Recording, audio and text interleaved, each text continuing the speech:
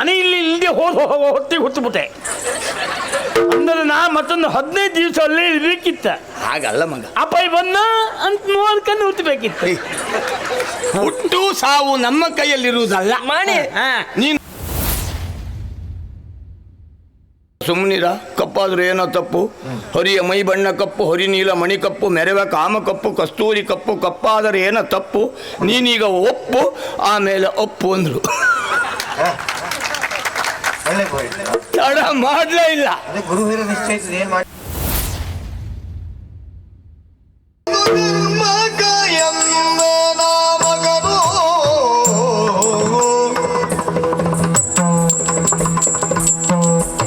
ಇತ್ತ ಸುಶರ್ಮ ಎಂದೆಂಬ ನಾಮಗನು ವಿಪ್ರೋತ್ತಮ ಯಾಗವಂದ ವಿಪ್ರೋತ್ತಮ ಯಾಗವಂದ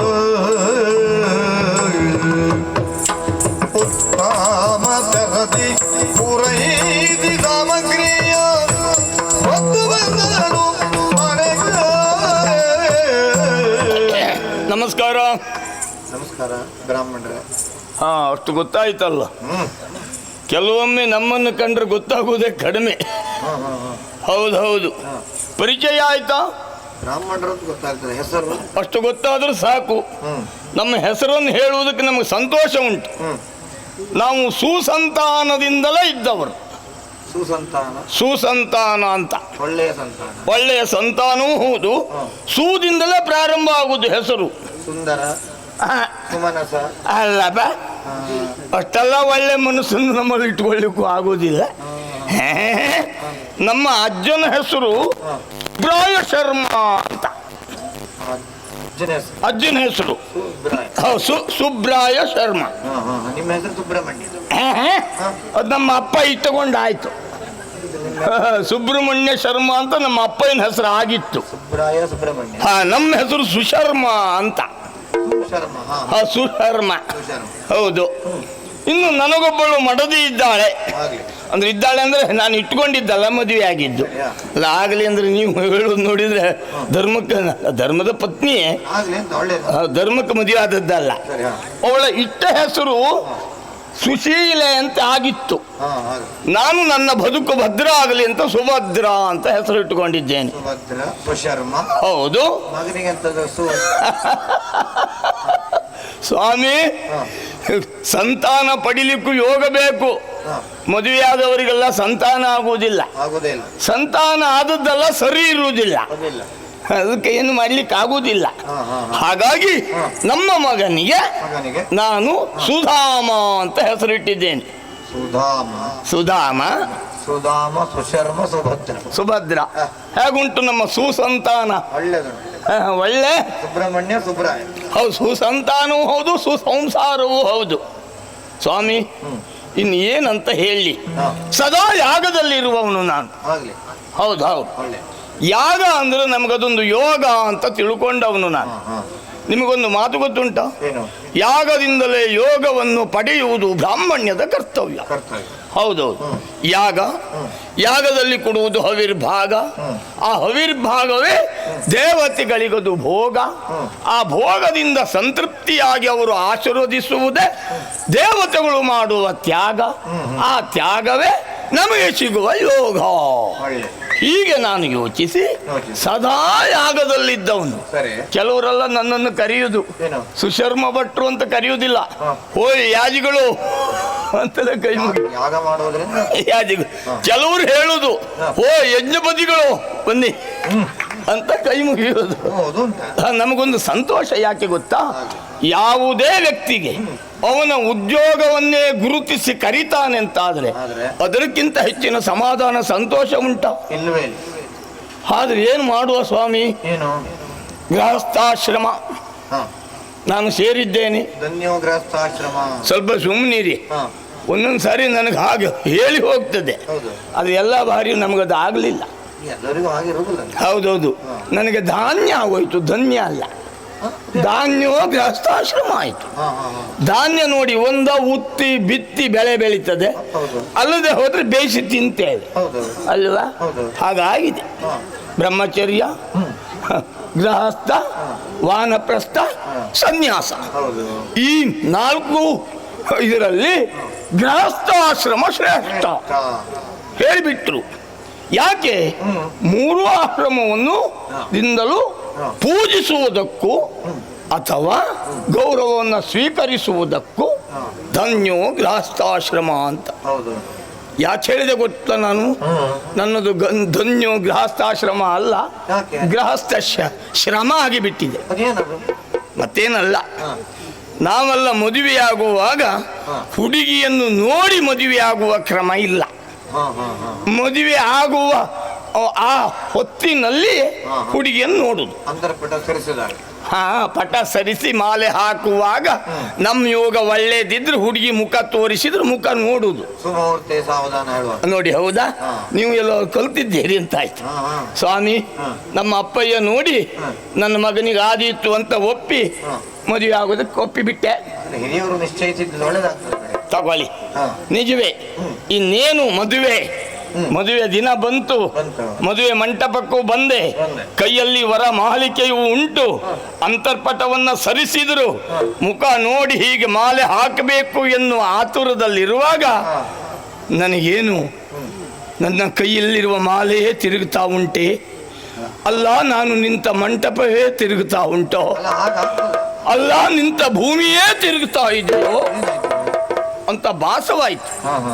ಅವಳ ಬಣ್ಣ ಹೌದಪ್ಪ, ಸುಬಣ್ಣ. ಅದು ಎಂತ ಸ್ವಲ್ಪ ಸುಮ್ಮನೆ. ಈ ಉರಿಯುವ ಕೆಂಡಕ್ಕೆ ನೀರು ಹಾಕಿದ್ರೆ ಯಾವ ಬಣ್ಣ ಹೇಳಿ? ಸ್ವಲ್ಪ ಕಪ್ಪಲ್ಲ, ಬಹಳ ಕಪ್ಪು. ಹೌದಪ್ಪ. ಆದ್ರೂ ಅದು ಎಡೆಯಲ್ಲಿ ಕೇಳಿಬಿಟ್ಟೆ ನಮ್ಮ ಪುರೋಹಿತರನ್ನ. ಪುರೋಹಿತರೇ, ನನ್ನ ಹೆಂಡತಿ ಕಪ್ಪಲ್ರ ಮರ ಅಂದೆ.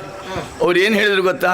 ಸುಶರ್ಮ ಸುಮ್ಮನೆ ಅಂದ್ರೆ ನಮ್ಮಲ್ಲಿ ಏಕವಚನದಲ್ಲೇ ಮಾತಾಡೋದು, ಹಿರಿಯರಲ್ವ. ಸ್ವಲ್ಪ ಸುಮ್ಮನಿರ, ಕಪ್ಪಾದ್ರೆ ಏನೋ ತಪ್ಪು, ಹೊರಿಯ ಮೈ ಬಣ್ಣ ಕಪ್ಪು, ಹೊರಿ ನೀಲ ಮಣಿ ಕಪ್ಪು, ಮೆರವ ಕಾಮ ಕಪ್ಪು, ಕಸ್ತೂರಿ ಕಪ್ಪು, ಕಪ್ಪಾದರೆ ಏನೋ ತಪ್ಪು, ನೀನೀಗ ಒಪ್ಪು, ಆಮೇಲೆ ಒಪ್ಪು ಅಂದ್ರು. ತಡ ಮಾಡಲೇ ಇಲ್ಲ. ಹೌದು, ನಾನು ಮಾಲೆ ಹಾಕಿದ್ದಲ್ಲ, ಏನೇ ಆಗ್ಲಿ ಕಣ್ಣು ಮುಚ್ಕೊಂಡು ಮಾಲೆ ಎಸೆದದ್ದು. ಹೋಗಿ ಪುರೋಹಿತ ಭಟ್ರು ಕೊರಳಿ ಬೀಳಲಿ ಅಂತ ಭಾವಿಸಿದ್ದು, ಅವಳು ಕೊರಳಿಗೆ ಬೀಳ್ಬೇಕಾ? ಮದುವೆ ಆಯ್ತು. ಮದುವೆ ಆದ್ಮೇಲೆ ನೋಡಿ, ಅಯ್ಯಬ್ಬ, ನನ್ನ ಹೆಂಡತಿಯನ್ನು ಬಿಟ್ಟ ಕಣ್ಣಿನಿಂದಲೇ ನಾನು ನೋಡ್ತಾ ಇದ್ರೆ ಅವಳ ವರ್ಣನೆ ಮಾಡುವುದಕ್ಕೆ ಅಸಾಧ್ಯ ಸ್ವಾಮಿ. ಒಂದೇ ಶಬ್ದದಲ್ಲಿ ಹೇಳ್ತೇನೆ. ಹೌದು, ಮನುಷ್ಯರಾದ ನಮ್ಮಂತ ಪ್ರಾಣಿಗಳಿಗೆ 32 ಹಲ್ಲಿರ್ತದೆ ಅಂತ ಶಾಸ್ತ್ರ. ಕೆಲವರಿಗೆ 4-3 ಹೆಚ್ಚು ಕಡಿಮೆ ಇರ್ತದೆ ಅಂತೆ. ನನ್ನ ಹೆಂಡತಿಗೆ ಹಾಗಲ್ಲ, ಒಂದು 10-12 ಹೆಚ್ಚು ಉಂಟು. ಅದು ಒಂದು ಪುಣ್ಯ. ಇದ್ದ ಹಲ್ಲೆಲ್ಲವೂ ಬಾಯಿ ಒಳಗಿಲ್ಲ, ಎಲ್ಲವೂ ಹೊರಗೆ ಉಂಟು. ನಮಗೆ ಲೆಕ್ಕ ಮಾಡುವುದಕ್ಕೊಂದು ಗೊತ್ತಾಯ್ತಲ್ಲ. ಇನ್ನು ಕೊಡುವ ದೇವರಿಗೆ ಬಡತನ ಉಂಟ ಹೇಳಿ? ಪಡೆಯುವವನಿಗೆ ಬಡತನ ಮಾತಿಲ್ವಾ? ಭೂತಕಾಲ ಬದಲಾಯಿಸಲಿಕ್ಕಾಗುವುದಿಲ್ಲ, ಪ್ರಾರಬ್ಧ ತಪ್ಪಿಸಿಕೊಳ್ಳಿಕ್ಕಾಗುವುದಿಲ್ಲ. ಅದು ಎರಡನ್ನು ಅನುಭವಿಸುವುದೇ. ಯಾಕೆ ಹೇಳಿದೆ ಭೂತಕಾಲ ಬದಲಾಯಿಸಲಿಕ್ಕಾಗುವುದಿಲ್ಲ? ಮಗನಾದವನಿಗೆ ತಂದೆ, ಒಳ್ಳೆ ತಂದೆ ಸಿಗಬೇಕಿತ್ತು, ಬಯಸುವ ಹಾಗೆ ಇಲ್ಲ, ಭೂತಕಾಲ ಆಗಿ ಹೋದದ್ದು. ಇನ್ನು ತಂದೆಯಾದವನಿಗೆ ನನಗೊಬ್ಬ ಒಳ್ಳೆ ಮಗ ಬೇಕು, ನಿರೀಕ್ಷಿಸಬಹುದು, ನಿರ್ಣಯಿಸಲಿಕ್ಕಾಗುವುದಿಲ್ಲ. ಹುಟ್ಟಿದ್ರೆ ಅವನ ಯೋಗ. ಏನು ಮಾಡುವ? ಅಂತ ಒಂದು ಹೆಂಡತಿಯಲ್ಲಿ ನನ್ನ ಪುನ್ನಾಮ ಎಂಬ ನರಕದಿಂದ ಮುಕ್ತಿಗೊಳಿಸುವುದಕ್ಕೆ ಆ ಭಗವಂತ ಪ್ರಸಾದ ರೂಪದಲ್ಲಿ ಪುತ್ರರತ್ನವನ್ನು ಅನುಗ್ರಹಿಸಿದ್ದಾನೆ. ಹೌದೌದು. ಎಂತ ಅಂದ್ರಿ? ಸ್ವಲ್ಪ ಸುಮ್ಮನಿರಿ. ಅದು ಎಲ್ಲ ಸಹ ಬಾರಿಯೋದಲ್ಲ, ಆಗುದಿಲ್ಲ. ಆದ್ರೆ ಭಗವಂತ ನನ್ನ ಹೆಂಡತಿಗೆ ಏನೆಲ್ಲ ಕೊಡುವುದಕ್ಕೆ ಮರ್ತಿದ್ನೋ ಅದನ್ನೆಲ್ಲ ನೆನಪು ಮಾಡಿ ನನ್ನ ಮಗನಿಗೆ ಕೊಟ್ಟಿದ್ದಾನೆ. ಅದೇ ನಮಗೊಂದು ಸಂತೋಷ. ಈಗ ನೋಡಿ, ಯಾಗ ಮಾಡಿ ಬಂದಿದ್ದೇನೆ. ಹೋದ ಯಾಗದಲ್ಲೆಲ್ಲ ಇಷ್ಟಿಷ್ಟು ಹೊರಿಸಿ ಕಳಿಸ್ತಾರೆ, ತಂದು ಹಾಕುವುದು. ಹೌದು, ದಣಿದು ಬಂದವನಿಗೆ ದಂಪತಿಗಳು ಅಂದ್ರೆ ಏನರ್ಥ? ದಣಿದು ಬಂದ ಪತಿಗೆ ನೀರು ಕೊಡುವ ಒಳ್ಳೆ ದಂಪತಿಗಳು ಅಂತ ಅನ್ಯೋನ್ಯತೆ ಬೇಕು. ಅವಳು ಇಲ್ಲ, ಇವ ಎಲ್ಲ ಹೋದ್ನ. ಮನೆ ಸುಧಾಮ, ಮನೆ ಸುಧಾಮ,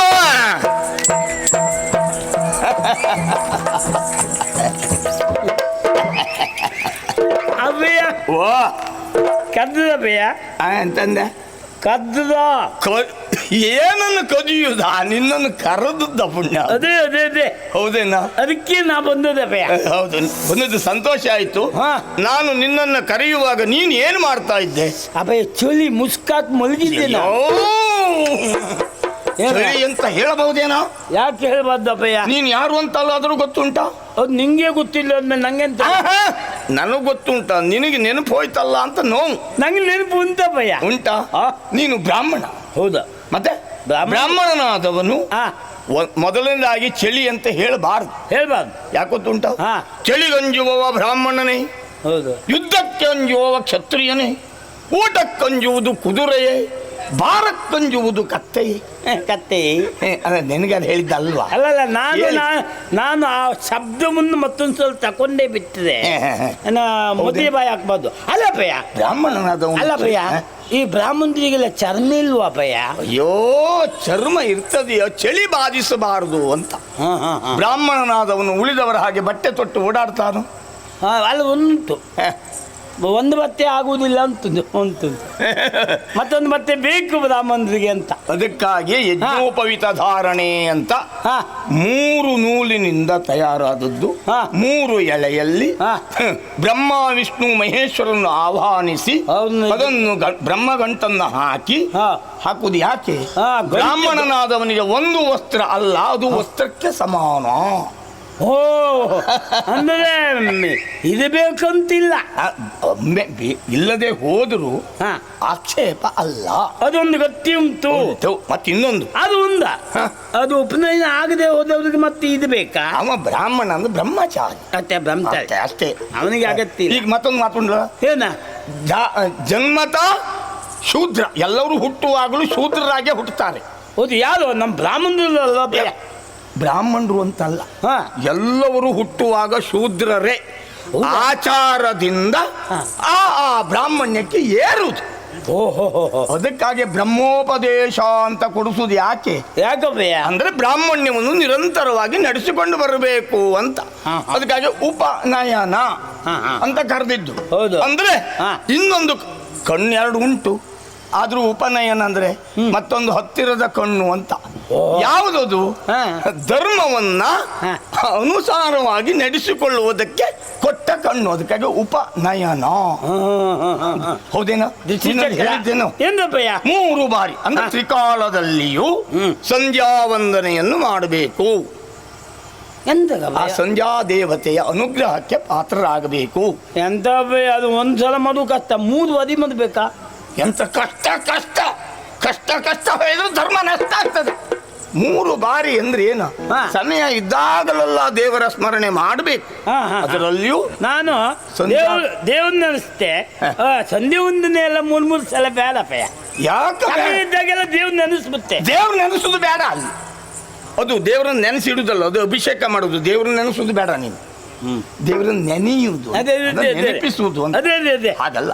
ಬ್ರಾಹ್ಮಣನಾದವನು ಯಜ್ಞೋಪವಿತ ಧಾರಣೆಯಾದವನು ಅವನು ಗಾಯತ್ರಿ ಮಂತ್ರೋಪನ್ನ ಪಠಣ ಮಾಡಲಿಲ್ಲ ಅಂತಾದ್ರೆ ಅವನಿಗೆ ದುರ್ದಿನ. ಹೌದಪ್ಪಯ್ಯ? ಹೌದು. ಹಾಗಾಗಿ ವ್ರತ ಅಶೌಚ ಬಂದಾಗ ಗಾಯತ್ರಿ ಮಂತ್ರ ಪಠಣ ಬ್ರಾಹ್ಮಣನಾದವನು ಮಾಡಕೂಡದು. ಯಾಕೆ?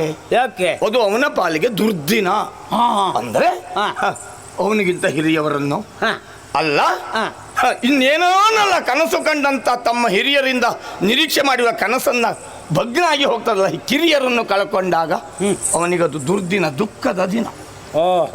ಹೌದು. ನೀನು ಗಾಯತ್ರಿ ಮಾಡಿದ್ರು ನಿನ್ ನಿತ್ಯವೂ ದುರ್ದಿನವೇ. ಅಭಯ. ಇದು ಮಕ್ಕಳು ಎಂತ ಶ್ರೇಷ್ಠ ಬ್ರಾಹ್ಮಣರು ಶ್ರೇಷ್ಠರು. ಎಂತದ? ಶ್ರೇಷ್ಠರಾದ ಬ್ರಾಹ್ಮಣರು ಆಚಾರವನ್ನು ಬಿಟ್ರೆ ಉಳಿದವರಿಗೆ ಆಚಾರವನ್ನು ನಡೆಸುವಂತ ಹೇಳುವ ಅಧಿಕಾರವೇ ಇಲ್ಲ. ಅದ ಅಪಯ ಒಂದುಂಟಲ್ಲ, ಏನು ಮಾತಾಡ್ತಾ ಬ್ರಾಹ್ಮಣರು ಶ್ರೇಷ್ಠರು ಅಂದ್ರೆ ಇದು ನನ್ನ ಹತ್ರ ಹೇಳಿದ್ರಿ. ಅದೇ ಊದ್ಮೇಲೆ ಹೇಳಲಿಕ್ಕೆ ಹೋಗ್ಬೇದೆ ಅಪ್ಪಯ್ಯ. ಯಾಕೋ? ಹೌದು. ಮತ್ತೆ ಮೈ ಮೇಲೆ ಬಂದು ಯಾಕೆ? ಅಲ್ಲ, ನಿಮ್ಮ ಹತ್ರ ಕೇಳ್ತೆ ಅಪ್ಪಯ್ಯ. ಹೇಳಪ್ಪ. ಯಾವುದೋ ಒಬ್ಬ ನಮ್ಮದೇ ಒಂದು ಹೇಳಿದ್ರ ಕೆಲಸ ಇಲ್ಲ ಮಾರಯ್ಯ, ಎಲ್ಲ ಮನುಷ್ಯರೇ. ಹೌದಾ? ಕರೆದು ರಕ್ತವೇ ಬರುವುದು ಎಲ್ಲವರಿಗೂ. ಮತ್ತೆ ಅವ್ರು ತಕೊಳ್ಳುದು ಗಾಲಿ, ನಾವು ತಕ್ಕೋದು ಗಾಲಿ. ಹೌದೌದು, ಎಲ್ಲ ಒಂದೇ. ಅದು ಬಿಟ್ಟರೆ ಬೇರೆ ಕೆಲಸ ಇಲ್ಲ. ಹೌದು, ನೀವು ಕುಡಿಯುವ ನೀರು, ಉಸಿರಾದು ಗಾಳಿ, ಬೆಂಕಿ ಎಲ್ಲ ಒಂದೇ ಒಂದೇ.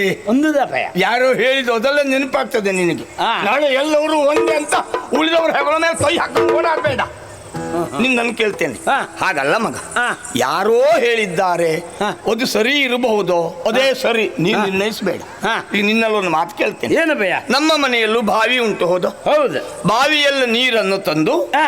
ನಾವು ಹಾ. ಅಡಿಗೆ ಮನೆಯಲ್ಲೂ ತುಂಬಿಸಿಡ್ತೇವೆ, ಒಳಗೆ ಕುಡಿಲಿಕ್ಕೆ ಅಡುಗೆ ಕೋಣೆಲಿ ಅಲ್ವಾ? ಹೌದೌದು. ಬಚ್ಚಲ ಮನೆಯಲ್ಲೂ ತುಂಬಿಸಿಡ್ತೇವೆ, ಹೌದು ಪಾತ್ರೆಯಲ್ಲಿ. ಹೌದು ಒಂದು ಸ್ನಾನಕ್ಕೆ ಅಂತ. ಹೌದು. ಬಾಯಾರಿಕೆಯಾದಾಗ ಬಚ್ಚಲ ಮನೆಯಲ್ಲಿರುವ ಹಂಡೆಯ ನೀರನ್ನು ತಂದು ಕೊಡ್ತೀಯ, ಅಡಿಗೆ ಮನೆಯಲ್ಲಿ ತುಂಬಿಟ್ಟಿರುವಂತ ಕುಡಿಯುವ ನೀರನ್ನೇ ತಂದು ಕೊಡ್ತೀಯ? ಯಾರಾದ್ರೂ ಬಂದು ಕೇಳಿದರೆ ಅಡುಗೆ ಕೋಣೆಗೆ ಹೋಗಿ ಕುಡಿಯುವ ನೀರೇ ತಂದು ಕೊಡೋದು. ಹೌದಾ? ಹೌದಾ? ಅದು ಬಾವಿ ನೀರೇ, ಇದು ಬಾವಿ ನೀರೇ. ಹಾ. ಯಾಕದನ್ನು ಮಾಡುವುದಿಲ್ಲ? ಅದು ಒಂದುಂಟಪ್ಪ. ಏನಪ್ಪ? ಈಗ ನೀವೇ ಬಚ್ಚಲ ಮನೆಗೆ ಹೋದ್ರಿ, ಹೌದು. ಅಕಸ್ಮಾತ್ ಜಾರಿ ನೀವು ಅಲ್ಲಿ ಬಿದ್ದಿದೆ, ಬಿದ್ದೆ, ಬಚ್ಚಲ ಕಲ್ಲಿಗೆ ತಲೆ ಪಟಾಲ್ ಹೊಡೆಯಿತು ಅಂತ ಇಟ್ಕೊಳ್ಳಿ. ಹೊಡೀತು, ಹಾ. ಆಗ ನಾವು ಅಡುಗೆ ಕೋಣೆ ನೀರು ತರ್ತೇವಾ ಅಥವಾ ಅಲ್ಲಿ ನೀರೇ ತೆಗೆದು ನಿಮ್ಮ ಬಾಯಿಗೆ ಹಾಕ್ತೇವಾ? ಹೌದು ಅಂತ. ಅದನ್ನು ಯಾಕಂದ್ರೆ ಹೆಚ್ಚು ಕಡಿಮೆ ಆದ್ರೆ ಕೋಣೆಗೆ ಹೋದ್ರೆ ಇಷ್ಟೊತ್ತಿಗೆ ಅಪ್ಪ ಇಲ್ಲಿ ಗೊಟಕ್ಕಾದ್ರೆ ಆದ್ರ ಅದಕ್ಕೆ ಅಲ್ಲಿ ನೀರೇ ತೆಗೆದು ಅಷ್ಟೊತ್ತಿಗೆ ಬಾಯಿಗೆ ಸುರಿಯುದು ನಿಜ. ಹಾ. ಅದನ್ನು ಅನಿವಾರ್ಯತೆ, ಹಾ? ಅದನ್ನು ಅನಿವಾರ್ಯತೆ ಅಂತ ಕರೀತಾರೆ. ಅದಕ್ಕೂ ನೀವು ಆದ್ಯತೆ ಹೇಳುದಾ? ನಿನ್ನಲ್ಲಿ ಹೇಳ್ತೇನೆ ಕೇಳು. ಹಾ. ಧರ್ಮ, ಹಾ. ಆಪದ್ಧರ್ಮ, ಹಾ. ಅಧರ್ಮ, ಅದಮ್ಮ. ಇದು 3 ಕ್ರಮ. ಹಾ ಹಾ ಧರ್ಮ ಅಂದ್ರೆ ಯಾವುದು? ಹಾ. ಈ ದೇಹದ ಸಂರಕ್ಷಣೆಗಾಗಿ ಬಾಯಿಯಿಂದಲೇ ಆಹಾರವನ್ನು ಸೇವಿಸುವುದು ಧರ್ಮ, ಅಲ್ವಾ? ಹೌದೌದ. ಬಾಯಿಗೆ ಆಪತ್ತು ಬಂದಾಗ ಹಾ.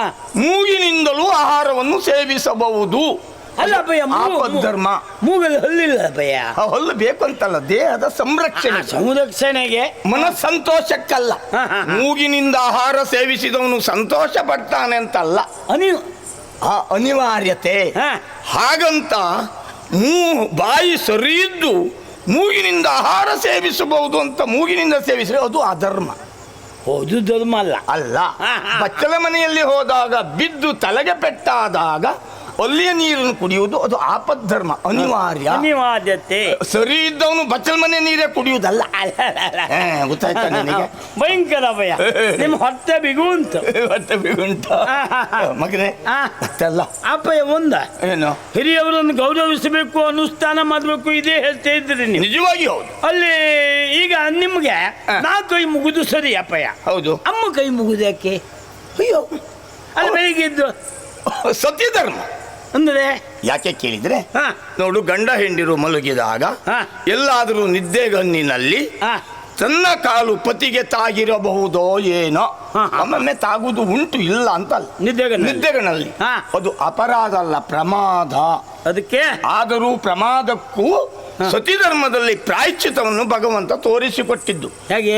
ಎದ್ದ ತಕ್ಷಣ ಹಾ. ಪತಿಯ ಪಾದವನ್ನ ಮುಟ್ಟಿ, ನನ್ನ ಅಪರಾಧ ಅಲ್ಲ, ಪ್ರಮಾದವು ಕ್ಷಮೆಯಾಗಿರಲಿ, ಕ್ಷಮಿಸಬೇಕು. ಓ, ಅಮ್ಮ ಕೈ ಮುಗಿದು ಅದಕ್ಕೆ ಅಂದ್ರೆ ರಾತ್ರಿ ಕಾಲ್ ತಾಗ್ಸೋದು, ಬೆಳಿಗ್ಗೆ ಕೈ ಮುಗಿಯೋದು, ರಾತ್ರಿ ಕಾಲ್ ತಾಗ್ಸೋದು, ಬೆಳಿಗ್ಗೆ ಕೈ ಮುಗಿಯೋದು. ಗೊತ್ತಾಯ್ತಪ್ಪ? ಅದು ಅಪರಾಧದ ಪ್ರಜ್ಞೆ ಬಂದ್ರೆ ಹಾಗೆ. ಹಾಗೆ ಹಾಗೆ. ಹೌದು, ಹೌದು, ಹೌದು, ಹೌದು. ಅಪ್ಪಯ್ಯ, ವಾ. ಈಗ ನೀವು ಎಲ್ಲಿಂದ ಬಂದದೆ ಏನ? ಈಗ ನೋಡು, ಇದು ನೋಡು, ಇದು ನೋಡ, ಇದು ನೋಡ. ಏನಪ್ಪಯ್ಯ? ಅದಂತದ ಅಯ್ಯಪ್ಪಯ್ಯ, ಅಪ್ಪಯ್ಯ, ಎಂತ ಆಯ್ತು? ತುಸ್ತದೆ, ಬೆನ್ನು ತುಸ್ತ ಉಂಟು. ಬೆನ್ನು ತುರಿಸುವುದಕ್ಕಿದ್ರೆ ಹಾ. ಇದನ್ನಲ್ಲ, ಹಾ. ಹಾ. ಕೈ ಓಹೋ. ಇದು ನೋಡು, ಹಾ. ಇದನ್ನ ಹಿಡಿದು ಕೆರಿ. ಅಲ್ಲ. ಅಲ್ಲಿ ಗೋಡೆ ಉಂಟು, ಈ ಗೋಡೆ ಹೀಗೆ ಮಾಡಿ ಕೆತ್ತಿಕ್ಕು. ಅಪ್ಪಯ್ಯ, ಯಜ್ಞೋಪವೀತದಿಂದ ಹಾ. ಬೆನ್ನನ್ನು ಉಜ್ಜ ಕೂಡದು. ಅದು ಒಂದಪ್ಪಯ್ಯ. ಇದು ಕೈ ಹೋಗದೆ ಹೋದ ಜಾಗ ಆದ್ರೆ, ಕೈ ಹೋಗಿ ಹೋದ ಜಾಗದ ಗೋಡೆ ಉಂಟು. ಅದಲ್ಲ, ಅಷ್ಟು ದೂರ ಹೋಗುವಷ್ಟು ತುರುಕಿ ಜೋರಾದ್ರೆ ಅಯ್ಯೋ, ಅಲ್ಲ, ವಿಚಾರ ಮಾಡಿ. ಹೌದಯ್ಯ. ಆದ್ರೂ ಜನಮಾರ್ಗದಲ್ಲಿ ಯಾಕೆ ನಾನು ತೋರಿಸ್ಕೊಂಡೆ ಗೊತ್ತಾಯ್ತಾ? ಅನಿವಾರ್ಯತೆ ಅಂದ್ರೆ ಇದು. ಅದೇ ಎಲ್ಲ ಹೊತ್ತಿಗಲ್ಲ, ಅನಿವಾರ್ಯತೆಯಲ್ಲಿ. ಅದು ಅನಿವಾರ್ಯತೆಯಲ್ಲಿ. ಆ ಕೆಲವೊಮ್ಮೆ ಅನಿವಾರ್ಯತೆಯೇ ಹಾ. ಸಹಜತೆ ಆಗಬಾರದು. ಅಪ್ಪನ ಎದುರಿನಲ್ಲೇ ಜನವಾರಲ್ಲೇ ನಾವು ಮೈ ತೋರಿಸ್ಕೊಂಡಿದ್ದೇನೆ. ಅಪ್ಪ ಎಂತ ಹೇಳಲಿಲ್ಲ, ಹೋದೋದಲ್ಲ ತಿಕ್ಕೊತ್ತಿರುವುದಲ್ಲ. ಅಲ್ಲ, ಯಾರು ನೋಡ್ದೆ ಹೋದೆ ತಿಕ್ಕಂತೆ. ಈ ನೀನು ಅನಿವಾರ್ಯತೆಯನ್ನೇ ಹಾ. ಯಾವತ್ತು ಇದು ಸಹಜತೆ ಅಂತ ತಿಳ್ಕೊಳ್ಬೇಡ. ಎಂತ ಅಪ್ಪಯ್ಯ? ಆಮೇಲೆ ಹೋದ್ಲು ಅಮ್ಮ ಅಯ್ಯೋ ಒಳಗೆ ಇದ್ದು. ಇದ್ದಾಳ? ಹೌದು. ಓ ನೋಡಿ ಇಷ್ಟೊತ್ತಾಯ್ತು ನಾನು ಬಂದು. ಹಾ. ಎದ್ದು ಹೊರಗೆ ಬಂದಳು ನೆತ್ತಿಗೆರಿದ ಬಿತ್ತು ಇಳಿಯಲ್ಲವೇ ಎಂದು ನೆತ್ತಿಗೆರಿದ ಬಿತ್ತ ಇಳಿಯಲ್ಲವೇ ಬಿತ್ತ ಇಳಿಯಲ್ಲವೇ ಸತ್ತರು ಕೇಳುವರಿಲ್ಲ ಎಮ್ಮ ಸತ್ತರು ಕೇಳುವರಿಲ್ಲ.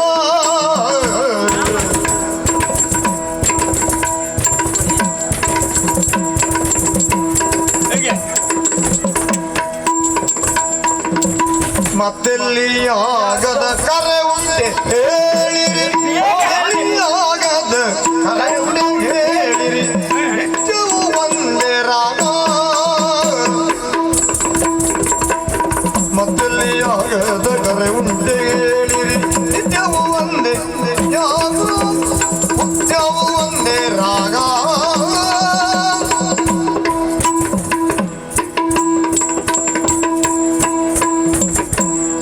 ಚಂದ ಚಂದವೇ, ನಿತ್ಯವೂ ಒಂದೇ ರಾಗ ನಿಮ್ಗೆ. ಅಲ್ಲ ಮತ್ತೆ ಯಾವತ್ತು ಬೇರೆ ಬೇರೆ ರಾಗ ಆದ್ರೆ ಕೇಳುವವರಿಗೂ ರೋಗ ಆಗುವುದಿಲ್ವಾ? ಒಂದು ರಾಗ ಬಿಟ್ಟರೆ ಬೇರೆ ರಾಗವೇ ಬರುದಿಲ್ಲ. ಸುಭದ್ರ ಸುಭದ್ರ ಸುಭದ್ರ ಏನು ಬೊಬ್ಬೆ ಹಾಕ್ತಿರಲ್ಲ, ಯಮ್ಮ ಎಳಿತಾರ, ಜೀವ ಹೋಗುತ್ತದ ನಿಮ್ಮ ನಾಲಿಗೆ ಎತ್ತು ಮೆಟ್ಟಿ ಹೋಗ್ಲಿಕ್ಕೆ. ಸುಭದ್ರ ಸುಭದ್ರ ಸುಭದ್ರ ಮನೇಲಿ ಮಾಡ್ಲಿಕ್ಕೆ ಕೆಲಸ ಇಲ್ಲ ಅಂತ ಭಾವಿಸುತ್ತೆ ನನಗೆ. ಏನು? ಅಪ್ಪಯ್ಯ ಪಾಪ. ಅಪ್ಪಯ್ಯ ಪಾಪ ಅಲ್ಲ, ನೀವು ಮಾತಾಡಿದ್ರೆ ಬೀಳ್ತದೆ ನಿಮ್ಗೆ. ಈಗ ಬರೀ ಇಲ್ಲಿ. ಈಗ ನೆನಪಾಯ್ತಾ ಮನೆಯಲ್ಲಿ ಹೆಂಡತಿದ್ದಾಳೆ, ಮನೆ ಉಂಟು ಏನೋ ಹಾಗೆ? ಅಲ್ಲ, ಕಾರ್ಯಕ್ರಮ ಮುಗಿದ ಮೇಲೆ ನೆನಪಾಗುದು ಮನೆ. ಕಾರ್ಯಕ್ರಮ ಮುಗಿದ ಮೇಲೆ ನೆನಪಾಗುದಲ್ಲ, ಹೆಂಡತಿ ಇದ್ದಾಳೆ ಮನೆ ಉಂಟು ಎಲ್ಲ ನೆನಪಿಟ್ಕೊಳ್ಬೇಕು. ಅದಕ್ಕಾಗಿ ಮನೆಗೆ ಬಂದಿದ್ದಲ್ಲ ಈಗ. ಈಗ ಬರುವುದಾ? ಹೌದು. ನಿತ್ಯವೂ ಎಲ್ಲಿ ಯಾಗ ಉಂಟು, ಎಲ್ಲಿ ಯಜನ ಉಂಟು, ಎಲ್ಲಿ ಹೋಮ ಉಂಟು, ಎಲ್ಲಿ ನೇಮ ಉಂಟು, ಹೀಗೆ ನಿತ್ಯವೂ ಹೋಗುದು. ಒಂದೊಂದು ದಿವಸ ಸತ್ಯನಾರಾಯಣ ಕಥೆ, ಒಂದೊಂದು ದಿವಸ ಹೌದು ಬೊಜ್ಜಕ್ಕೆ ಹೋಗುದು ಇರ್ತದೆ. ಅದೆಲ್ಲ ಅದು ಅಪ್ಪನ ಕೆಲಸ ಎಂತಕಮ್ಮ. ಇವತ್ತು ಮುಗೀತ ನಿಮ್ಮ ಬೊಜ್ಜ? ಅಲ್ಲ, ನಿನಗಾದ ತೊಂದರೆ ಏನು ಅಂತ ನನ್ನ ಬಜ್ಜೆ ಮುಗಿಯುದಲ್ಲ. ಅಲ್ಲ, ನನ್ನ ಬಜ್ಜೆ ಮುಗಿದ್ರೆ ನಿನಗೆ ಗೊತ್ತಾಗುದಿಲ್ಲ. ನಿನ್ನೆ ಹೋಗುವಾಗ ಹೇಳಿ ಹೋದದ್ದಲ್ವ, ಶ್ರಾದ್ದ ಉಂಟು ಹೋಗಿ ಬರ್ತೇನೆ ಅಂತೇಳಿ. ಹೌದಪ್ಪ, ಯಾಗವೂ ಉಂಟು, ಶ್ರಾದ್ದವೂ ಉಂಟು. ಈಗ ನಿನ್ನ ಮೈ ಮೇಲಿರುವ ಬಂಗಾರ ಅಲ್ಲ, ಅದರದ್ದು ಪ್ರತಿಫಲವೇ. ಅಲ್ಲ, ಅದರ ಪ್ರತಿಫಲ ಇರ್ಲಿ. ಈಗ ಮದುವೆ ಆಗಿ ಇಷ್ಟು ಸಮಯ ಆಯ್ತು. ಹೌದು. ಒಂದು ದಿವಸ ಒಂದು ರಾತ್ರಿ ಆದ್ರೂ ನೀವು ಮನೇಲಿ ಇದ್ದದ್ದು ನೆನಪುಂಟ ನಿಮ್ಗೆ? ಅಲ್ಲ ನೋಡಿ, ಏನಲ್ಲ ಮಾತಾಡ್ಬೇಕು. ಯಾಕೆ? ಯಾರಾದ್ರೂ ಏನಾದ್ರೂ ತಿಳಿದುಕೊಂಡಾರು. ಯಾಕೆ? ಎದೆ ಎತ್ತರಕ್ಕೆ ಬೆಳೆದ ಮಗ ಇದ್ದಾನೆ, ಎಂತದ್ದು ಅಸಂಬದ್ಧ. ಎದೆ ಎತ್ತರಕ್ಕೆ ಮಗ ಇದ್ದಾನೆ ಅಂತ ಹೇಳಿದ್ರೆ ವಿಷಯ ಗೊತ್ತಾಗ್ಲಿಲ್ವಾ? ಈಗ ನೋಡು, ಈಗ ಮಗ ಒಮ್ಮೊಮ್ಮೆ ತಿರುಗಾಟದಲ್ಲೇ ಬದುಕಾದಕೊಂಡ ಅವನಿಗೆ ರಾತ್ರಿ ಆದ್ರೇನು ಹಗಲಾದ್ರೇನು ಉದ್ಯೋಗ ನಡೆಸುವುದು ಅವನ ಕರ್ತವ್ಯ ಅಲ್ಲವಾ? ಮಗ ಎದೆ ಎತ್ತರಕ್ಕೆ ಬೆಳೆದ್ ನಿಂತಿದ್ದಾನೆ ಅಂತ ಹೇಳ್ತೀರಲ್ಲ. ಹೌದು. ನೀವು ಇಲ್ದೆ ಹೋದಾಗ್ಲೇ ಹುಟ್ಟಿದ್ದವ. ಅಪ್ಪಯ್ಯ, ಅದಾದ್ರೂ ಗೊತ್ತುಂಟ ನಿಮ್ಗೆ? ಅಲ್ಲ, ಅಮ್ಮನ ಶಬ್ದಕ್ಕೆ ಹೇಗೆ ವ್ಯಾಖ್ಯಾನ ಮಾಡುದು ಅಂತ ನಂಗೆ ಗೊತ್ತಾಗುದಿಲ್ಲ. ಆಗಲ್ಲ, ಆಗಲ್ಲ. ಯಾಕೆ ಅಂತ ಹೇಳಿದ್ರೆ ಒಂದ್ ದಿವಸ ಇಲ್ಲದೆ ಹೋದುದು ನಾ ಹುಚ್ಚುಬಿಟ್ನ ಅಪ್ಪಯ್ಯ. ಆಗಲ್ಲ ಮಗ. ಅಲ್ಲ, ನೀವು ಒಂದ್ ದಿವಸ ಇಲ್ಲದೆ ಹೋದು ನಾ ಹುಚ್ಚು. ಆಗಲ್ವಾ? ನೀನು ಮತ್ತೆ ಎತ್ತೆತ್ತಿ ಎಣಿಸಬೇಡ, ಸಿಟ್ಟು ನನಗೂ ನೆತ್ತಿಗೆ ಇರ್ತದೆ. ಅವ್ರು ಹೇಳಿದ ಹಾಗಲ್ಲ ಭಾವಾರ್ಥ. ಅಂದರೆ ಯಾವತ್ತೂ ಕಾರ್ಯಕ್ರಮದಲ್ಲಿ ಇರ್ತೀರಿ. ನಾನು ದಿನ ತುಂಬಿದ ಗರ್ಭಿಣಿಯಾಗಿದ್ದೆ, ನೀವು 15 ದಿನ ಮನೇಲಿರ್ಲಿಲ್ಲ, ನೀವಿಲ್ದೋದಾಗಲೇ ಅವ ಹುಟ್ಟಿದ್ದು ಅಂತ. ಅನ್ನೋದೇ ನಾನು ನೀನು ಹುಟ್ಟುವಾಗ ನಾನು ಇರ್ಲಿಲ್ಲ. ತಪ್ಪು ನಂದೇ. ಏನ ಅಪ್ಪಯ್ಯ ಮನೆಯಲ್ಲಿ ಇಲ್ಲದೆ ಹೊತ್ತಿಗೆ ಹುಟ್ಟುಬಿಟ್ಟೆ. ಅಂದ್ರೆ ನಾ ಮತ್ತೊಂದು 15 ದಿವಸ ಅಲ್ಲೇ ಇರ್ಬೇಕಿತ್ತ. ಹಾಗಲ್ಲ ಮಗ. ಅಪ್ಪಯ್ಯ ಬಂದ ಅಂತ ನೋಡ್ಕೊಂಡು ಹುಟ್ಟಬೇಕಿತ್ತು. ಹುಟ್ಟು ಸಾವು ನಮ್ಮ ಕೈಯಲ್ಲಿರುವುದಲ್ಲ. ಮಾಡಿ ನೀನು ಪುರುಷೊತ್ತಲ್ಲಿ ಹುಟ್ಲಿಕ್ಕೂ ಆಗುದಿಲ್ಲ, ಪುರುಷೊತ್ತಲ್ಲಿ ಸಾಯ್ಲಿಕ್ಕೂ ಬರುವುದಿಲ್ಲ. ಹುಟ್ಟು ಸಾವು ಭಗವಂತನ ಇಷ್ಟ. ಹೌದು. ನನಗೆ ಅದಕ್ಕಿಂತಲೂ ಬೇಸರ ಆಗುದು ಯಾಕೆ ನೀನು ಗೊತ್ತಿಲ್ಲ? ಅಳುವುದು ಯಾಕೆ? ನೀನು ಹುಟ್ಟುವಾಗ ಅವ್ರು ಇಲ್ಲದೆ ಇದ್ರು ಹೋಗ್ಲಿ, ನನ್ನ ತಂಗಿಯನ್ನಾದ್ರೂ ಕರ್ಕೊಂಡು ಬಂದು ಇಟ್ಕೊಂಡಿದ್ದಾರೆ ಅವರು.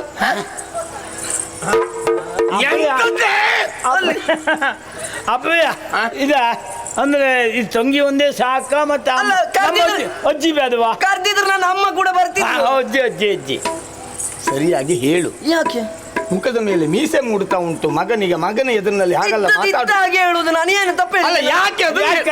ಅಂದ್ರೆ ಯಾರೋ ಹೆಂಡತಿ ತಂಗಿಯನ್ನು ಇಟ್ಟುಕೊಂಡಿದ್ದು ಅವಳು ಕೇಳಿದ್ದಾಳ, ನೋಡಿದ್ದಾಳ. ಹಾಗೆ ಹೇಳಿದಲ್ಲ, ನಮ್ಮ ಯಜಮಾನ್ರಿಗೂ ನನ್ನ ತಂಗಿ ಒಂದಿದ್ದಳು. ನಾನು ಹೇಳಿದ ಹಾಗಲ್ಲ. ಕೇಳುವ ಎಂತ ಮತ್ತೆ ನಾನು ಹಡಿಯೋದಕ್ಕೆ ಹೋಗಿದ್ನಲ್ಲ, ಈಗ ಗಂಡ ಅಂತೂ ಜೊತೆಲಿಲ್ಲ, ನನ್ನ ತಂಗಿಯೋ ನನ್ನ ಅಮ್ಮನೋ ನನ್ನ ಜೊತೆಗಿದ್ರೆ ಸ್ವಲ್ಪ ನೋವು ದೂರ ಆಗ್ತಿತ್ತು ಅಂತ ಹೇಳಿದ್ರು. ಈಗ ಗೊತ್ತಾಯ್ತು. ಓ, ಅಂದ್ರೆ ಹೆರಿಗೆಗೆ ತವರಿಗಂತೂ ಕಳಿಸ್ಲಿಲ್ಲ, ಹಾ.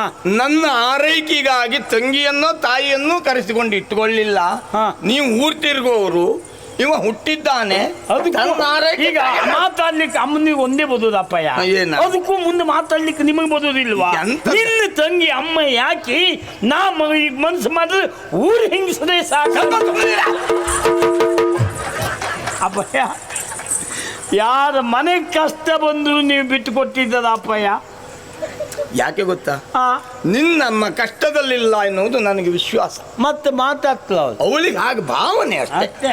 ಹಾ. ದಿವಸ ಒಂದೊಂದು ಕಾರ್ಯಕ್ರಮಕ್ಕೆ ಹೋಗುದು, ಬರುವಾಗ ಒಂದೊಂದು ಗಂಟೆ ಇಟ್ಕೊಂಡು ಬರುವುದು. ಈಗ ನಿನಗೆ ಏನು ಕಡಿಮೆ ಆದದ್ದು ಹೇಳು. ಕಡಿಮೆ ಆಯ್ತು ಅಂತ ಹೇಳಿ ಅವ್ರು ಒಂದು ಎತ್ತಿ ಆಡಿಸುವುದಕ್ಕೆ ಮಗ, ಹುಟ್ಟು ತಿರುಗುವುದಕ್ಕೆ ಪಟ್ಟೆ, ಊಟ ಮಾಡಿ ಮಲಗುವುದಕ್ಕೆ ದವಸ ಧಾನ್ಯ, ಉಳಿದುಕೊಳ್ಳುವುದಕ್ಕೆ ನೋಡು ಬಂಗಾರದಂತ ಮನೆ, ಮನೆ ಮೇಲೆ ಮನೆ, ಮನೆ ನೋಡು ಅದ್ರ ಮೇಲೆ ಮತ್ತೆ ಚಪ್ಪರ. ಹೌದಾ? ಕೊನೆಗೆ ಮನೆ ಮೇಲೆ ಮನೆ, ಮನೆ ಮೇಲೆ ಚಪ್ಪರ. ಚಪ್ರದ ಮೇಲೆ ನಿಮ್ಮನ್ನು ಕೂರಿಸಿದ್ರೆ ಚಪ್ಪರದ ಮನೆ. ಎಂತದ? ಅದು ನಮ್ದು ಚಪ್ಪದ ಮನೆ. ಅದು ಹಾಗೆ ಕರೀತಾರೆ ಅಂತ. ಯಾಕೆ ಇದನ್ನೆಲ್ಲ ಮಾಡಿದ್ದು ಹೇಗೆ? ಯಾರದ್ದೋ ಮನೆಗೆ ಕನ್ನ ಹಾಕಿ ತಂದಿದ್ದ? ಅಲ್ಲ ಅಲ್ಲಲ್ಲ. ಅಲ್ಲ. ಹಾಗಂತ ನಿನ್ನನ್ನು ಕೈ ಸುಟ್ಟುಕೊಂಡು ಬಾ ಅಂತ ಕಳಿಸಿದ್ದ? ಇಲ್ಲಲ್ಲ. ಯಾಗವನ್ನು ಸಾಂಗವಾಗಿ ಸಾಗಿಸಿ ಅವರು ಕೊಟ್ಟಿದ್ದನ್ನ ಸ್ವೀಕರಿಸಿ ಇಷ್ಟು ಸುಖವಾಗಿ ನಿನ್ನನ್ನು ನಿಲ್ಲಿಸಿದ್ದಾನೆ. ಮತ್ತು ಯಾಗಕ್ಕೆ ನೀವೇ ಹೇಳ್ತಿದ್ದಲ್ವಾ, ಜೀವನಕ್ಕಾಗಿ ದುಡಿಬೇಕು, ದುಡಿತಾ ಇರುವುದಲ್ಲ ಜೀವನವನ್ನು ಹಾಳು ಮಾಡ್ಕೊಳ್ಳುವುದಲ್ಲ ಅಂತ ಹೇಳಿ. ಜೀವನಕ್ಕಾಗಿ ದುಡಿಬೇಕು ಅಂತ ಇವತ್ತು ದುಡಿದ ಹಾಗೆ ನಾಳೆ ಕುಳಿತುಕೊಳ್ಬಾರದು. ಕುಳಿತುಕೊಂಡು ಉಣ್ಣುವ ವಯಸ್ಸು ಅಂತ ಒಂದು ಇರ್ತದೆ. ಆಗ ಸುಖವಾಗಿ ಉಣ್ಣುವುದಕ್ಕೆ ಸರಿಯಾಗಿದ್ದಾಗ ದುಡಿಬೇಕು. ಏನು ಉಂಡವ ಮಾಡಿಯಾನು ಇದ್ದಾಗ ದುಡಿಬೇಕು. ಹೌದು. ಇನ್ನು ಈಗೆಂತ ಮಾಡುದಪ್ಪಯ್ಯ? ಮಗುಯಾಗ ಬಂದಿದೆ ನಾ ಹೋಗಿ ಬರುವೆನು, ಮಗುಯಾಗ ಬಂದಿದೆ ನಾ ಹೋಗಿ ಬರುವೆನು, ನಾಳೆ ಹೋಗಿ ಬರುವೆನು, ನಾಳೆ ಹೋಗಿ ನಾಳೆ ಹೋಗಿ ಬರುವೆನು, ನಾಳೆ ಹೋಗಿ ಬರುವೆನು. ನಾನು ಗೊತ್ತೀನಿ. ನೀನೆಂತ ಬಿಡುದ? ನಾಳೆ ಒಂದು ಯಾಗ ಇದೆ ನಾ ಹೋಗಿ ಬರುವೆನು, ನಾವು ಹೋಗುವನೆ. ನಾ ಹೋಗಿ ಬರುವೆನು, ಬರೀ ಹೋಗುದಲ್ಲ ಬರುವೆನು. ಗದ್ದೆ ಗದ್ದೆ ಬರ್ಬೇಕು. ಲಲನೆ ಕೋಪಿಸಲೆಂದನು, ಓ ಲಲನೆ ಕೋಪಿಸು. ಮುದ್ದು ಲಲನೆ, ಮುದ್ದು ಲಲನೆ. ನೀ ಎಂತದ್ದ? ಅಲ್ಲ, ನೀ ಅಂತದ್ದು ಶುರುವಾಯ್ತು. ನಾ ಹೋಗ್ತೆ ಅಪ್ಪಯ್ಯ. ಅಲ್ಲ, ಮುದ್ದು ಅವಳು ಮಗನೇ ಕೋಪವನ್ನು ಶಾಂತ ಮಾಡಿದಂತೆ. ಕೋಪಿಸಲೆಂದನು, ಮುದ್ದು ಮಗನೇ, ಮುದ್ದು ಮಗನೇ, ಮಗನೇ, ಮುದ್ದು ಮಗನೇ, ಮುದ್ದು ಲಲನೆ, ಲಲನೆ. ಮುದ್ದು ಲಲನೆ ಕೋಪಿದರಿ ಎಂದನು, ಹೋಗಿ ಬರುವೆ, ಹೋಗಿ ಬರುವೆ. ಈಗ ನೀನು ನೆನಪಿಸಿದ್ದು ಸರಿಯೇ. ಆಯ್ತು, ಇವತ್ತಾದ್ರೂ ಬಂದ್ರಲ್ಲ, ಇವತ್ತು ಒಂದು ದಿನ ಆದ್ರೂ ಮನೇಲಿ ಅಲ್ಲ, ಉಳಿ. ಈ ದಿನ ಉಳಿಯೋಣ, ನಾಳೆ ಮತ್ತು ಯಾಗ ಉಂಟು ಅಂತ ಕೇಳಿದೆಯಲ್ಲ. ಹೌದು, ನಿಮ್ದು ಯಾವ ನನಗೆ ನೆನಪಿಸಿದ ಹಾಗಾಯ್ತು. ನಾಳೆಯೂ ಯಾಗ ಉಂಟು. ಹಾ. ನಾಳೆ ಬೆಳಗ್ಗೆ ಹಾ. ಉಷಕಾಲದಲ್ಲಿ ಎದ್ದು ನಿತ್ಯ ಕರ್ಮವನ್ನೆಲ್ಲ ಪೂರೈಸಿ ಹಾ. ಆಮೇಲೆ ಯಾಗವನ್ನು ಪೂರೈಸಿ ಈ ದಿನದಿಂತಲೂ ಮೊದಲು ಹಾ. ಸೂರ್ಯ ಅಸ್ತದ ಒಳಗೆ ಹಾ. ಮನೆ ಸೇರ್ತೇನೆ. ನೀನೇನು ತಲೆ ಬಿಸಿ- ಅಭಯ, ನಾಳೆ ಹೋಗ್ತೀರಾ? ಹೌದು, ನಾಳೆ ಉಂಟು ಯಾಗ. ಅಭಯ, ನಾನು ಮತ್ತೆ ಆಗಿದ್ರೆ ಎಲ್ಲಿ? ನಾಳೆ ನಾನು ಮತ್ತೆ ಯಾಗಕ್ಕೆ. ಬೇಡ ಬೇಡ ಬೇಡ. ಯಾಕಪ್ಪಯ್ಯ? ಅಲ್ಲ, ಅದೊಂದು ಹೌದು. ಅಲ್ಲ, ಯಾಕೆ ಬೇಡ? ನೀನು ಬಂದ್ರು ಒಳ್ಳೇದೇ. ಹಾ. ಯಾಕೆ ಕೇಳಿದ್ರೆ ಹಾ. ಭಟ್ರು ಒಬ್ಬೊಬ್ಬರೇ ಬರ್ತಿದ್ರು. ಹಾ. ಈಗ ಭಟ್ರ ಮಗನ್ನೂ ಕರ್ಕೊಂಡು ಬರ್ಲಿಕ್ಕೆ ಪ್ರಾರಂಭ ಮಾಡಿದ್ರು. ಹೌದಾ? ಈಗೊಂದು ಮಾತು ಬಂದ್ರು ಬಂತೆ. ಭಟ್ರ ಮಗನ್ನೇ ಕರ್ಕೊಂಡು ಹೋಗ್ಬೇದು ಅಪ್ಪಯ್ಯ. ನಿಜವಾಗಿ ಹೌದು. ಹಾ, ಮತ್ತೆ ಭಟ್ರು ಯಾರನ್ನೋ ಕರ್ಕೊಂಡು ಹೋಗುವ ಬದಲು ಹಾ. ಮಗನನ್ನೇ ಕರ್ಕೊಂಡು ಬಂದ್ರೆ ಹಾ. ನನ್ನ ನಂತರದಲ್ಲಿ ಯಾಗವನ್ನು ನಡೆಸುವ ಹಾ. ತಿಳುವಳಿಕೆ ನಾನು ಗೊತ್ತಾಗ್ತದೆ. ಈ ಕೆಲವೊಮ್ಮೆ ಹಾ. ಮಂತ್ರ ಗೊತ್ತಾದ್ರೂ ತಂತ್ರ ಗೊತ್ತಾಗುವುದಿಲ್ಲ. ಹೌದು. ತಂತ್ರ ಕಂಡು ಬರುವುದು, ಹಾ. ಮಂತ್ರ ಕಲಿತು ಬರುವುದು. ಅಲ್ವಾ? ಹೌದೌದು. ಹಾ. ಆದೀತು, ನಿನ್ನನ್ನು ಕರ್ಕೊಂಡು ಹೋಗು. ಅಲ್ಲಲ್ಲ, ಅವ ಒಬ್ಬನೇ ಬಂದ್ರೆ ಆಗುದಿಲ್ಲ, ನಾನು ಬರ್ತೇನೆ. 3 ಜನ ನಾನು. ಅಮ್ಮ ನೀ ಬೇಡ. ಯಾಕೆ? ಯಾಕೆಂದ್ರೆ ನಾವಲ್ಲಿ ಯಾಗ ಮಾಡಬೇಕಿದ್ದು ಹವಿಸ್ಸನ್ನು ಕೊಡ್ತಾರೆ. ಇಂದಾಯಿ ಸ್ವಾ ಇಂದಾಯಿ ಇದನ್ನು ಮನೆ. ಎಂತದ? ನಾಳೆ ಬಂದು ಹಾಗೆ ಹೇಳ್ಬೇಡ. ಎನೆಮನಿ ಮನಿ ಯಮುನಿ ಯಮುನಿ ಹೇಳ್ದಕ್ಕೆ ಅನಿಸ್ತದೆ ಮಾರ. ಹಾಗೆಲ್ಲ ಭಯ. ಹಾ. ನಾನು ಎಂತ ಮತ್ತೆ ಕೇಳಪ್ಪಯ್ಯ, ನೀವು ಮಂತ್ರ ಹೇಳ್ಬೇಕು, ಅಲ್ಲಿ ನಾವು ಗುಯ್ ಗುಯ್ ಅಂತ ಬಿತ್ತಿದೆ, ನಾ ಬಾಯಿ ಬಿತ್ತೆಲ್ಲ ಹೇಳುದೇ ಇಲ್ಲ. ಅದೆಲ್ಲ ಬುದ್ಧಿ ಅಂತ ಕೇಳ. ಹಾಗಾದ್ರೆ ಅಪ್ಪನ ಮರ್ಯಾದೆ ಉಳಿಸ್ತಿ. ನಾನು ಯಾಕೆ ಬರಬಾರ್ದು? ಇಂದ್ರಾಯ ಸ್ವಾಹ ಇಂದ್ರಾಯ ಇದನ್ನ ಮಮ ಅಂತ ಹವಿಸ್ ಕೊಡಬೇಕಿದ್ರೆ ಆ ದೇವೇಂದ್ರ ಅವರೆಲ್ಲ ಬರ್ತಾರೆ ತಕೊಂಡು ಹೋಗ್ಲಿಕ್ಕೆ. ಬಂದು ನಿನ್ನ ನೋಡ್ಬಿಟ್ರಮ್ಮ, ಇದು ನಿಮ್ಮ ಹತ್ರ ಇಟ್ಕೊಳ್ಳಿ, ನಮಗೆ ಬೇಡ ಅಂತ ಹೋಗು. ನಿನಗೂ ನೋಡ್ಲಿಕ್ಕೆ ಎಷ್ಟು ಚಂದ ಅಂತೇಳಿ ಇವ್ರು ಅಲ್ಲ ಅಲ್ಲ ಅಲ್ಲ, ಅದೊಂದೇ ಅಲ್ಲ. ನಾಳೆ ನಡೆಯುವ ಯಾಗಕ್ಕೆ ನೀನು ಬರುವುದು ಬೇಡ. ಹೌದು. ನಾಳೆ ನಡೆಯುವುದು ಚಂಡಿ ಯಾಗ ಅಲ್ಲ. ಚಂಡಿಯಾಗವೇ ಹೌದಾದ್ರೆ ನೋಡಿ, ನಾನು ಇವತ್ತು ಜೀವಂತ ಚಂಡಿ ಕರ್ಕೊಂಡು ಬಂದಿದ್ದೇನೆ ಹೇಳ್ಬೋದಿತ್ತು. ಏನ ಅಲ್ಲ ಬೇಡ್ದೆ ಅಂತ ಹೇಳುದು ನಾನು ಈಗೆಲ್ಲ ಹೇಳಿದ್ರೆ ಮತ್ತೆ ಸಿಟ್ಟು ಅಭಯ ಬೇಸರ ವಿನೋದ. ಅಭಯ ಅದು ಒಂದು ಅದೇ ಹೌದು ಅಂತ ಆದ್ರೆ ಅಲ್ಲೂ ಸಪತ್ನಿಕರಾಗಿರ್ಬೇಕು ಅನ್ನುವಂತ ವಿಷಯ ಬಂದ್ಬಿಟ್ರೆ ಚಂಡಿ ಗಂಡನು ಇದ್ದ ಅಂತ ನಿಮ್ ತೋರಿಸ್ಬೇಕು. ನೀನು ಮಾತಾಡಬೇಡ. ಯಾಕೆ ಹೇಳಿದೆ ಗೊತ್ತಾ? ನಿಮ್ಗೆ ಸರಿ ಮಾತಾಡೋದು ನನ್ನ ವಾಣಿ. ಹಾಗಲ್ಲ. ಇದು ನೋಡು, ಸರಸ ಮತ್ತು ವಿರಸ. ನೀನು ಆರಂಭದಲ್ಲಿ ಬಂದಿದ್ದು ವಿರಸ ಅಲ್ಲೋ. ನನ್ನನ್ನು ಕಳಿಸಿಕೊಳ್ಳುವಾಗ ನಿನಗೆ ಸರಸ ಬೇಡ, ವಿನೋದಕ್ಕೆ ಹೇಳಿದ್ದು. ಎಂದಾದರೂ ನಿನ್ನನ್ನು ನಾನು ಚಂಡಿ ಅಂತ ಕಂಡ್ರೆ ಇಂಥ ಮಗ ಒಬ್ಬ ಹುಟ್ಲಿಕ್ಕೆ ಸಾಧ್ಯವ? ಎಷ್ಟು ಚಂದ ಚಂಡಿಯಾಗಿ ಕಾಣ್ಲಿಲ್ಲ, ನನ್ನ ಹೆಂಡತಿ ಹಾ. ಅಂತಲೇ ಸ್ವೀಕರಿಸಿದ್ದು. ಮತ್ತೆ ಚಂಡಿಯಾಗಿ ಕಂಡಿದ್ದಲ್ಲ, ಹೆಂಡತಿ ಅಂತ ಸ್ವೀಕರಿಸಿದ್ದು. ಸ್ವೀಕರಿಸಿ ಹಾಗಾಗಿ ನೋಡು, ಪುತ್ರ ರತ್ನ. ರತ್ನ ಅಲ್ಲ ಪುತ್ರ ರತ್ನ ಅಂತ ಹೇಳ್ತೀರಿ. ನಾನು ಇಷ್ಟು ದಿವಸ ಅಂತೂ ಅವನೊಟ್ಟಿಗಿದ್ದದ್ದು, ಇವತ್ತು ಅವನು ಹೋಗ್ತಾನೆ, ನನಗೆ ಬೇಸರ ಆಗುದಿಲ್ಲ. ಇವತ್ತಲ್ಲಮ್ಮ ನಾಳೆ ನೀ ತಲೆ ಬಿಸಿ ಇವತ್ತೇ ಬೇಡ. ಹಾ ಇವತ್ತಲ್ಲ, ಇವತ್ತು ಗಂಡ ಹೆಂಡತಿ ಮಕ್ಕಳು ಮೂರು ಜನ ಇದ್ದು ಸುಖವಾಗಿ ಮಲಗಿ ಸಂತೋಷದಿಂದ ಕಥೆಗಳನ್ನು ಹೇಳಿ ಹಾ ಕಳಿಯೋಣ. ಅದಕ್ಕೇನಂತ ಆಯ್ತು, ಮಾಣಿ ಹತ್ರ ಸ್ವಲ್ಪ ಮಾತಾಡುದಾ? ಎಂತಮ್ಮ ಅಲ್ಲ ಮಾಣಿ, ವಾ ಹೋಗ್ಬೇಕೇನ ನೀನು? ಯಾವ್ದಿಗೆ ನೀನು ಅಲ್ಲಿಗೆ ಪೂಜೆ- ಅಲ್ಲ ನಾವು ಹೋಗ್ತೀಯಮ್ಮ. ಹೋಗುದು ಬೇಡವಾ? ಯಾಕಮ್ಮ? ನಂಗೆ ಬೇಸರ ಆಗ್ತದೆ ಮಾಣಿ. ಅಲ್ಲ ನಂಗೆ ಹೋಗೋದು ಬೇಸರ ಆಗ್ತದಲ್ಲ. ಹೌದಾ?